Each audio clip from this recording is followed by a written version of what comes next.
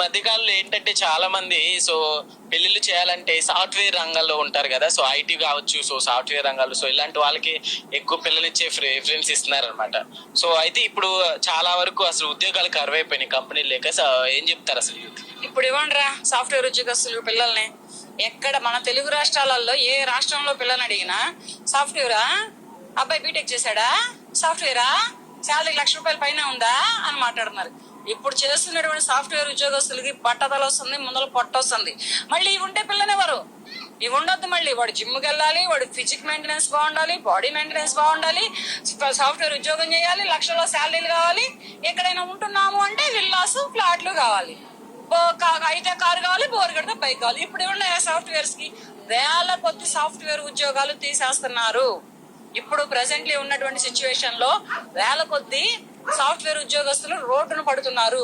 ఒక కుర్రోడ్డు పడితే పర్వాలేదు, సాఫ్ట్వేర్ ఉద్యోగంలో ఒక అమ్మాయి గాని ఒక అబ్బాయి గాని రోడ్డు మీద పడితే పర్వాలేదు, వాళ్ళని నమ్ముకున్న తల్లిదండ్రులు, వాళ్ళని కట్టుకున్న భార్య పిల్లలు, భర్త పిల్లలతో సహా రోడ్డు మీద పడుతున్నారు. ఇక రాబోయే వారం రోజుల్లో వచ్చే న్యూస్, బ్రేకింగ్ న్యూస్ అదే వస్తుంది.